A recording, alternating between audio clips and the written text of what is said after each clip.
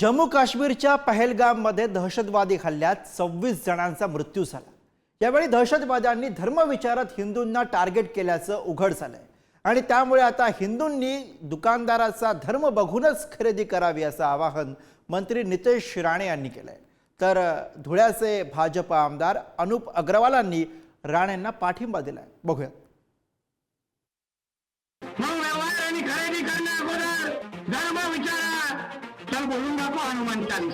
ऐसे समय ऐसे नफरती बयान देकर देश में को एक और गलत दिशा में ना लेके जाना चाहिए। पहलगाम मधील हल्ल्यात दहशतवाद्यांनी पर्यटकांना नाव आणि धर्म विचारत गोळ्या घातल्याचं समोर आलंय। हाच धागा पकडत मंत्री नितेश राणेंनी मुस्लिम समाजाला टार्गेट केलंय।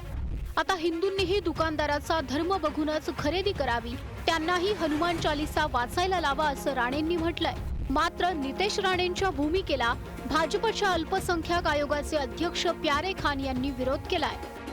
स्वतःच्या सख्या भावाला बापाला मारलं, ते स्वतःच्या बापाच्या भावाच्या होत नाहीत तर तुमचे काय होणार याचा विचार करा। मग व्यवहार आणि खरेदी करण्या अगोदर धर्म विचारा आणि मग हेही विचारा, धर्म हिंदू आहे ना, चल बोलून दाखव हनुमान चालीसा, मला विचार, मग लगेच निघेल हवा कशी।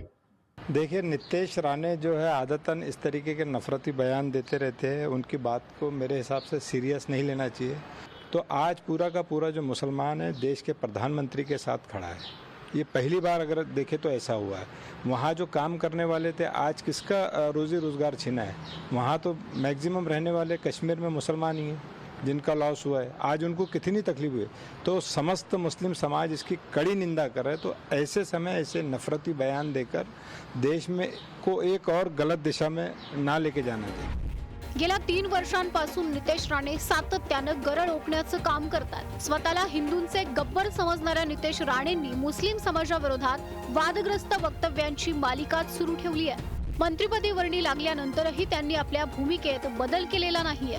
उलट अधिक विखारी भाषा नितेश राणे बोलू लागलेत। पहलगाम हल्ल्याचा संदर्भ देत दहशतवाद्यांचा रंग हिरवा हे पुन्हा सिद्ध झाल्याचं नितेश राणेंनी म्हटलंय। आतंकवादाचा रंग हिरवाच आहे। ज्या पद्धतीने काश्मीरचा विकास आमचे नरेंद्र मोदी साहेब यांचं सरकार करताय ना, त्याच्यामुळे तिथे कुठल्याही पद्धतीचा आतंकवादी हल्ला होत नव्हता।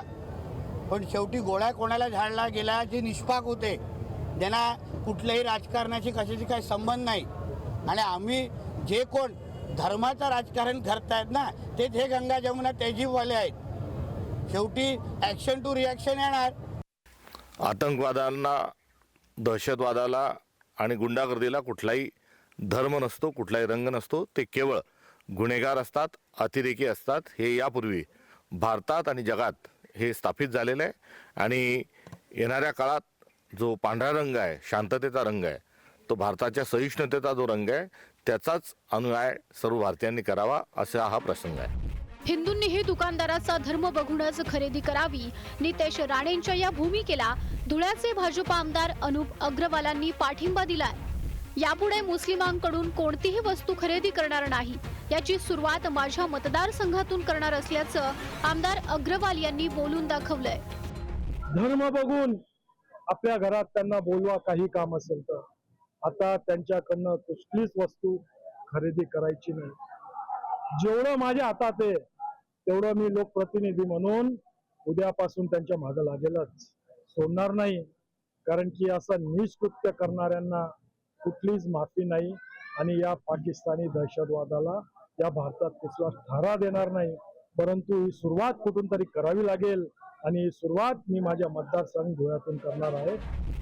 जम्मू काश्मीरच्या पहलगाम मध्ये दहशतवादी हल्ल्यात 26 जणांचा मृत्यू झालाय। यावेळी दहशतवाद्यांनी धर्म विचारत हिंदूंना टार्गेट केल्याचं उघड झालंय। त्यामुळे आता भारतीयांकडूनही धर्मयुद्ध छेडण्याची भाषा होऊ लागली आहे, आणि भाजपा आमदार नितेश राणे, अनुप अग्रवाल यांच्याकडून मुस्लिमांवर बहिष्कार टाकण्याचं आवाहन करण्यात आलंय।